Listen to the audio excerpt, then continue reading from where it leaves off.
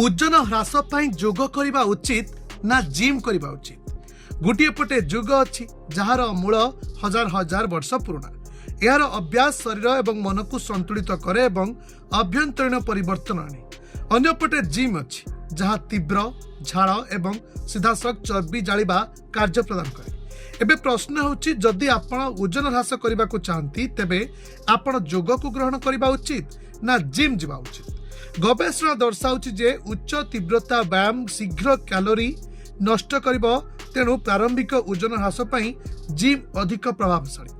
अन्य पक्षरे जोग metabolism hormone संतुलन एवं चाप को लक्ष्य करे जहाँ स्वच्छतार मूल कारण। विशेषज्ञ माने कहती जे जदि आपण चापग्रस्त किंबा खराब निद होउछि तेबे केवल ट्रेडमिल उपरे दौड़िले ओजन ह्रास हेब नहीं। जोग कोर्टिसोल को ह्रास करे एवं खाद्य को नियंत्रण करे। कहा जाए जे जिम आपण शरीर को गठन करे किंतु जोग आपण शरीर को सुरक्षा दिए एवं ओजन ह्रास उभय आवश्यक करे।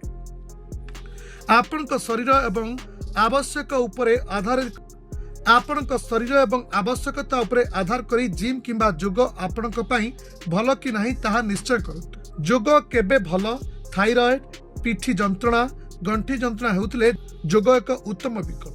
केतेबेले जिम सर्वोत्तम। शीघ्र ओजन ह्रास करने को लक्ष्य रखिते मांसपेशी निर्माण एवं शरीर टोनिंग उच्च स्टामिना आवश्यक। तथापि जदि आपण ओजन ह्रास करने को चाहती तेबे आपण को तीनोटी जिनिस सामिल करने को पड़िबो। शक्ति और सामर्थ्यर तालीम जोग एवं एक सुस्थ खाद्य ए तीनोटी को मिश्रण करी आपण ओजन ह्रास करि परिबे एवं एहा को बजाय रखि परिबे। वेर report Dinalipi live. Dinalipi live को एबे ही लाइक शेयर सब्सक्राइब करंतु।